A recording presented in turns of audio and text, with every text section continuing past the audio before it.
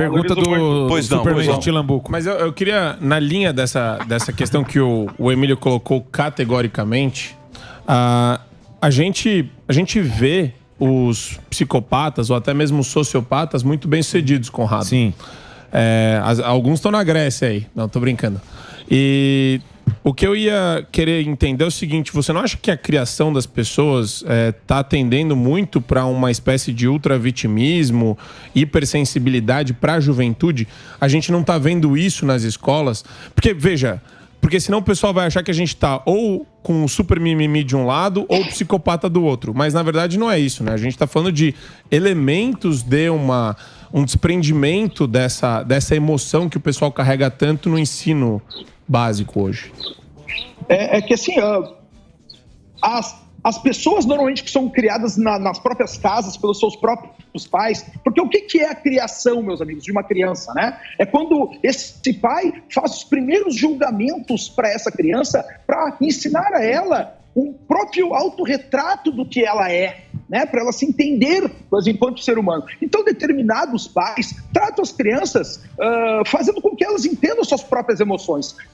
Quando a criança cai, por exemplo, ele diz: meu filho, isso deve ter doído, o que tu acha? Tu vai ensinando a criança a pensar por si mesmo. Já tem outros pais que dizem que não, que vão inflando o filho, dizendo que ele é o filho mais inteligente do mundo, quando ele não é, quando ele ganhou uma medalha e ele não foi o melhor. E essa pessoa, quando chega no mundo real, ela chega hipersensível, porque o mundo real é uma porrada atrás da outra. Nesse aspecto, a própria filosofia como um todo, no início da filosofia, por exemplo, a Grécia, que é o grande berço da filosofia clássica, a gente tinha lá o Platão e o Aristóteles, tá? O Platão tinha esse mundo completamente idealizado, o mundo que deveria ser mais justo, mais correto, com melhor educação. O Aristóteles falava a mesma coisa, sempre pensando como é que o mundo poderia ser melhor. E aí surge uma terceira corrente, uma terceira escola filosófica, que é o próprio estoicismo. E o estoicismo trabalha exatamente com essa visão que o Emílio estava falando. Olha só, vamos enxergar o mundo de maneira real. Vamos enxergar o mundo na sua própria dificuldade, vamos sair desse mundo abstrato e vamos enxergar a dureza da própria vida. E foi fazendo isso que eles conseguiram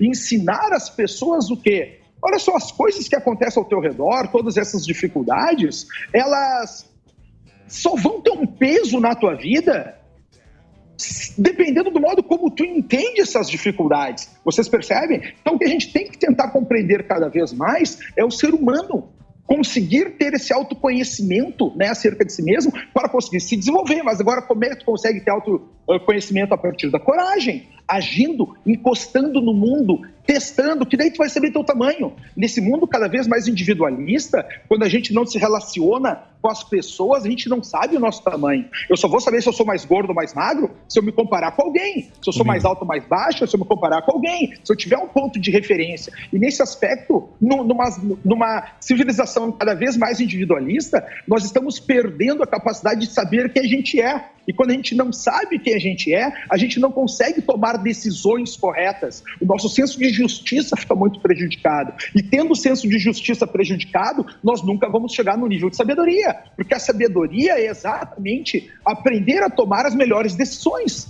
Ter sempre um histórico das tomadas de decisões mais corretas. Então, acho que nesse aspecto, essa hipersensibilidade das pessoas, que ninguém mais pode dizer que está errado, ninguém mais pode puxar a tua orelha, ninguém mais pode apontar teus erros, qualquer coisa, qualquer tipo de conversa, como o próprio Ulisses estava fazendo aí, quando ele foi dar a opinião dele, ele já fez um habeas corpus preventivo, né?